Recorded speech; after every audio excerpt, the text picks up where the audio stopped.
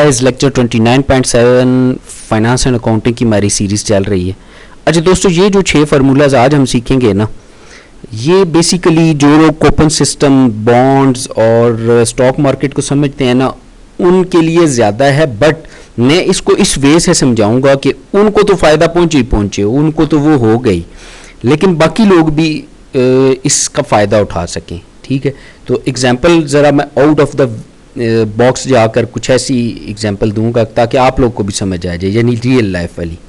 चलते हैं हम अब अपनी एक्सेल शीट के ऊपर और इसको देखते हैं। अच्छा दोस्तों, इसमें ना सबसे पहले हमारा जो फार्मूला है ना, वो कॉप डेज का है।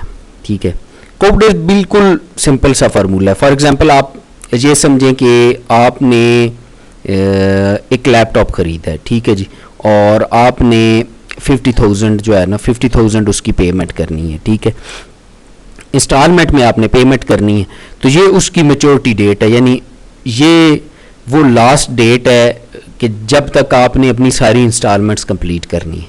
ठीक है, अभी के लिए बस ये समझ लें, जहाँ पे आपके डॉक्यूमेंटेशन वगैरह और वो स्टार्ट हो रहा है, आपकी सेटलमेंट हो गई है, वो ये डेट है। ठीक हो गया जी, बस इतना अभी याद रख लें। आज ये जितने 6 फार्मूलाज हैं ना, इनका फॉर्मेट अंदर का बिल्कुल सेम है, सिर्फ जो फ़र्क आएगा ना वो इनके यूज़ के अंदर आएगा। ठीक है, तो अब देखें, ये फ्रीक्वेंसी ऑफ पेमेंट ये 3 तरह की हो सकती है। ठीक है, 1, 2 या 4। 1 से मुराद ईयरली यानी एनुअल, 1 साल बाद।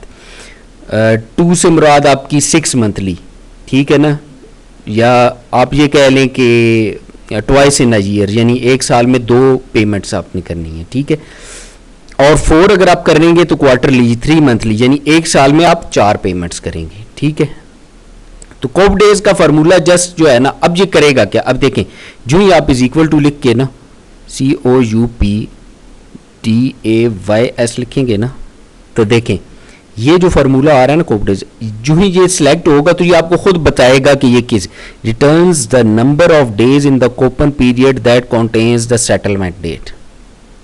बात समझे, ये आपको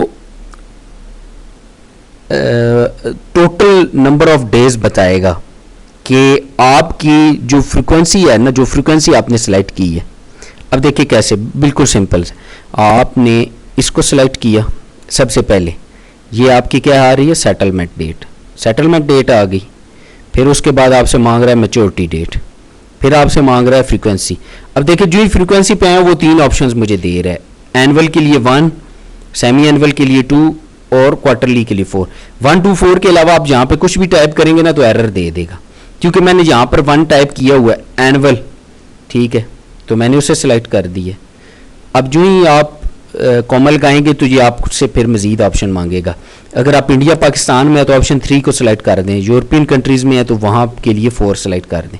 ठीक है, तो इंडिया पाकिस्तान के लिए ये हमारा 365 डेज़ का ही हम काउंट करते हैं, तो ये 3 सेलेक्ट हो गया। ठीक है, अब जो ही मैंने उसको किया, अब ये देखें ये मुझे क्या दे रहा है, 365। बेसिकली आपने कॉप डेज के अंदर याद रखना है कि ये फार्मूला, ये आपका फार्मूला इसकी बेस के ऊपर आपको डेज बताएगा। ठीक है, कि आपकी for example frequency of payment अगर 1 है तो ये आपको बताएगा कि 365 डेज का आप एक कूपन है। ठीक है, 365 का क्या मतलब, 1 साल के अंदर 365 दिन होते हैं ना, 365 डेज होते हैं, तो ये आपको बता रहा है 365 डेज।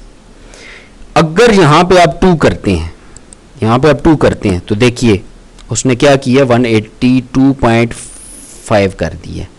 अगर यहाँ पे और क्या किया उसने, जब एनुअल थी तो 365 डेज, 365 डिवाइडेड बाई 2 यानी ट्वाइस इन अ ईयर हो गया आपका कूपन, यानी 1 साल में 2 पेमेंट्स अगर आप करते हैं तो फिर क्या हो जाएगा, आपका कूप डेज डिवाइडेड बाई 2 हो जाएगा।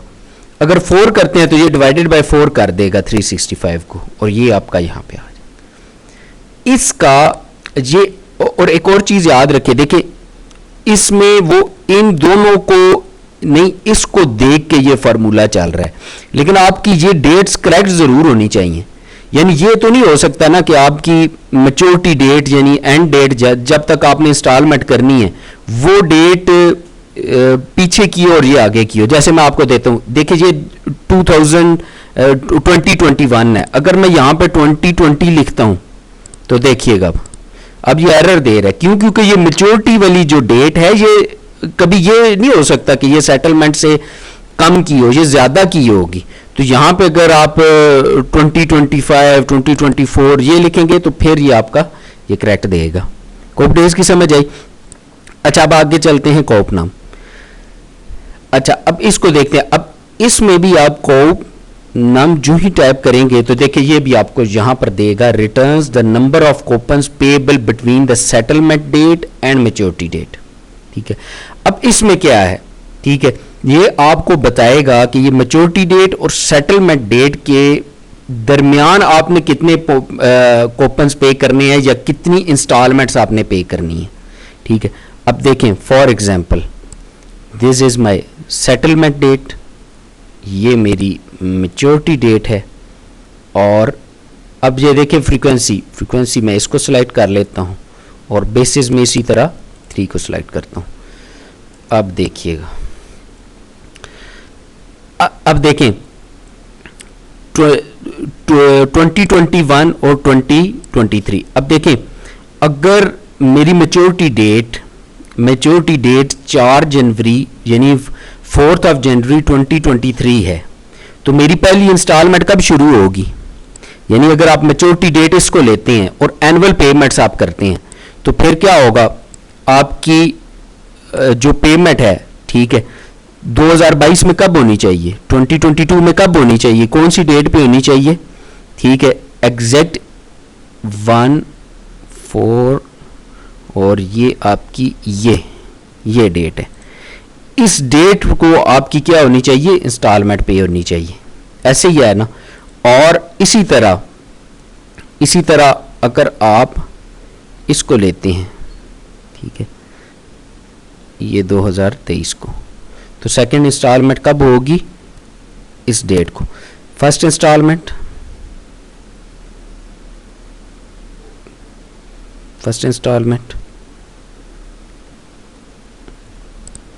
और इसको आपकी होगी सेकंड इंस्टॉलमेंट। ठीक है जी,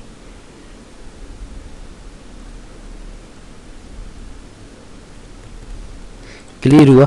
इस डेट को आपकी फर्स्ट इंस्टॉलमेंट होगी और इसको सेकंड इंस्टॉलमेंट होगी। तो ये आपको ऑटोमेटिकली कैलकुलेट करके बता रहा है कि आपकी इन दो।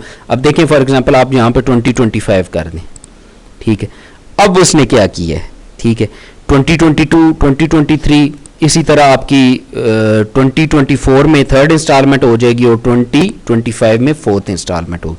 इन डेट्स के दरमियान वो आपको बता रहा है कि आपने कितनी इंस्टॉलमेंट्स पे करनी है। और ये किस हिसाब से बता रहा है? ईयर के हिसाब से। अगर यहाँ आप चेंज करते हैं और 2 करते हैं तो देखिए आपकी इंस्टॉलमेंट्स चेंज हो गई हैं। जब आप इसको 6 मंथली करेंगे तो फिर वो उस हिसाब से काउंट करेगा। अगर आप इसको 4 करते हैं तो ये फिर उस हिसाब से काउंट करके आपको बताएगा। समझिए मेरी बात? तो ये कोप नाम का फार्मूला यूज होता है इस काम के लिए।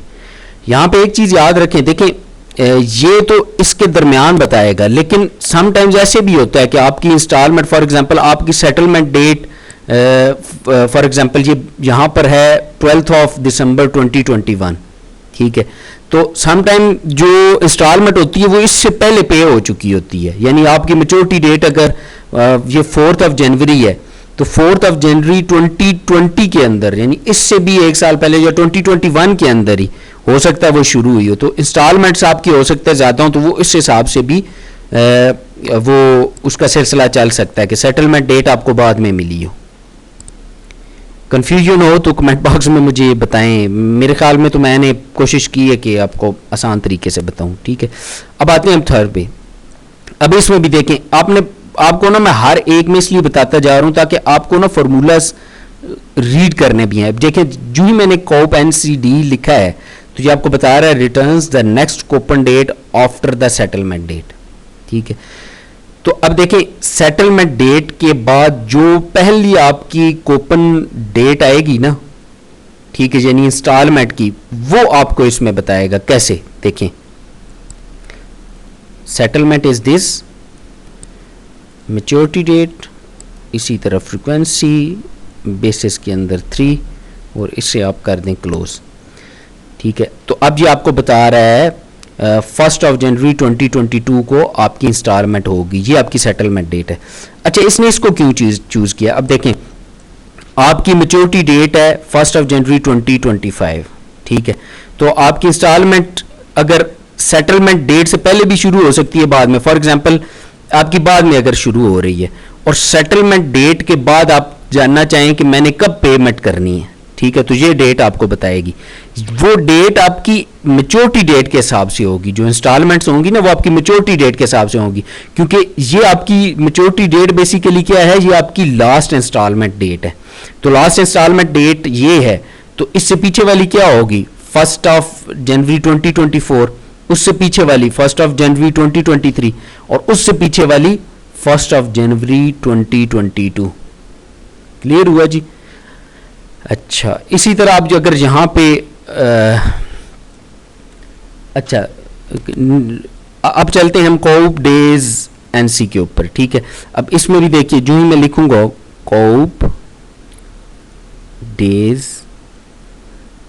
एनसी, जो ही मैंने टाइप किया वो बता रहा है returns the number of days from the settlement date to the next coupon date. ठीक है, ये आपको नंबर ऑफ डेज बताएगा।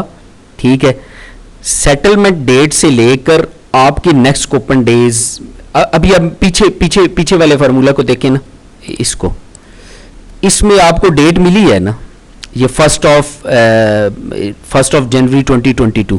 अब इसके दरमियान और ये जो आपकी सेटलमेंट डेट के, ये इस कूपन फर्स्ट जो आपकी इंस्टॉलमेंट, ठीक है, उसके दरमियान और इस सेटलमेंट डेट के दरमियान जो जितने दिन हैं, अगर इन दोनों का मैं कहूँ काउंट करें तो अब देखें ये 18 दिसंबर है ना 2021 और ये 1 जनवरी 2022 है, तो अब इनमें कितने डेज का डिफरेंस है? 14 का डिफरेंस है ना, ये 31 डेज का होता है दिसंबर, तो ये 14 डेज का डिफरेंस है इन दोनों में। तो इसको अगर आप ऑटोमेटिकली कैलकुलेट करना चाहते हो तो वो इस फार्मूला से होंगे। अब देखिएगा, अगर मैं इसको काउंट करूं, कॉप डेज एनसी और इसके अंदर settlement date, this is my maturity date. अच्छा, इसमें सबसे बड़ा मजे का ये कि आपको ना ऑटोमेटिकली वो यानी इसके अंदर फॉर्मेट सब में सेम है, तो वो आपके लिए बड़ा इजी हो जाता है काम करना। तो अब आप इसको क्लोज करें, जो चीज़ मैंने आपको बताई थी। ठीक है, तो ये देखें, ये डेज निकाल कर लिया है कि आपकी सेटलमेंट डेट के बाद जो इंस्टॉलमेंट वाली बनेगी तो वो कब बनेगी? 1 जनवरी 2022 के ऊपर। उस 2022 और इसके दरमियान जो डेज का डिफरेंस है वो ये कैलकुलेट करके लाया है 14 डेज, यानी आपकी सेटलमेंट डेट के बाद, यानी आपकी सेटलमेंट हो जाए तो जस्ट आप इसमें पास करेंगे, ये खुद आपको बताएगा कि कितने दिन बाकी हैं। ठीक है, आपके इंस्टॉलमेंट में।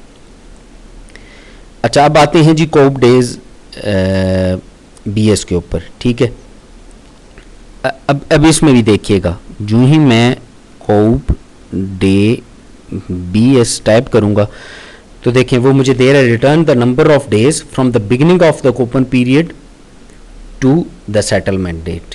ठीक है, तो ये अच्छा, अब इसका ना प्रैक्टिकल मैं आपको करके बताता हूँ तो उसमें ही आपको समझ आ जाएगी। अब देखिए, this is my settlement date, this is maturity, this is my frequency और दिस इज बेसिस क्लोज। अब ये देखें, ये आपके लिए ले आया है 363। अब 363 ये कैसे लाया? अब समझें कि कॉप डे बीएस जो है ना, ठीक है, ये बेसिकली सेटलमेंट डेट के बाद की इंस्टॉलमेंट काउंट नहीं कर रहा, ये कंसीडर कर रहा है कि आपकी इंस्टॉलमेंट सेटलमेंट से पहले शुरू हो गई है। ठीक है, या आपकी इंस्टॉलमेंट्स इतनी है कि उसकी वजह से जो है ना वो पहले से शुरू हो गई है। ठीक है, तो अब देखिए, अगर पहले से शुरू हो गई है, आपकी मैच्योरिटी डेट है 10 दिसंबर 2025, तो उससे पीछे वाली कौन सी होगी? 10 दिसंबर 2024, इसी तरह 23 की भी, 22, 21 और 20। अब देखिए, ये 2021 है। ठीक है, तो एक पेमेंट तो इसको होगी ना 10 दिसंबर 2021 की, इस सेटलमेंट डेट से पीछे अगर आप जाएं तो उसमें इंस्टॉलमेंट कब होगी, मैच्योरिटी डेट को देखकर आपको बताएं, आपकी होगी 10th ऑफ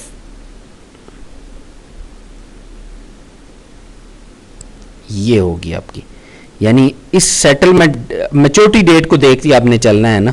तो सेटलमेंट डेट से पहले अगर आपकी इंस्टॉलमेंट शुरू हुई हैं तो इससे पहले 2021 से पहले 2020 आता है ना, तो 10th ऑफ दिसंबर ये बनता है, ठीक है।